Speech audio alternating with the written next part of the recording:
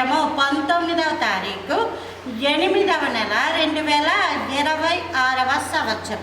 మన దేవుడిస్తున్న చక్కటి మాట ఫిలిప్పీలకు రాసిన పత్రిక 4వ అధ్యాయం 11వ వచనం. నేనే స్థితిలో ఉన్నాను ఆ స్థితిలో సంతృప్తి కలిగి నేర్చుకొని ఉన్నాను. హల్లెలూయా. ఎటువంటి స్థితిలో ఉన్నావో ఆ స్థితిలో సంతృప్తి కలిగి ఉండాలి. ఆశ పెట్టుకోవడం మంచిదే. ఆ ఆశను ఎలాగైనా తీర్చేసుకోవాలని నీకు నువ్వు ప్రయత్నాలు చేసేసి సొంత ఆలోచనలు సొంతంగా నీ పెత్తనాలు సొంతంగా నువ్వేదో చేసేసావనుకో అందులో నువ్వేమైపోతావు, సర్వనాశనం అయిపోతావు.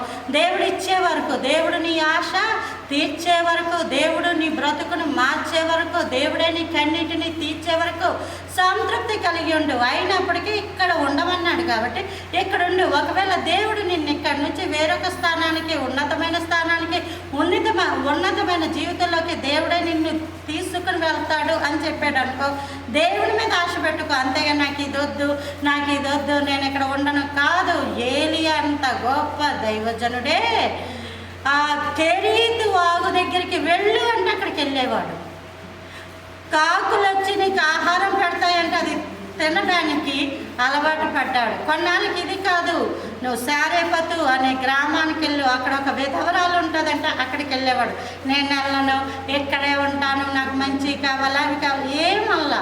మన క్రైస్తవ జీవితంలో నీకేమి ఇచ్చాడో అందులో సంతృప్తి కలిగి ఉండు.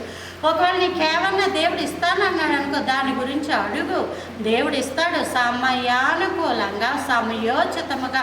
నీకు కావలసినవి ఏవైతే అవి నీకు క్షేమము అవన్నీ దేవుడు నీకు అనుగ్రహించునుగాక. Praise the Lord. ఆమేన్.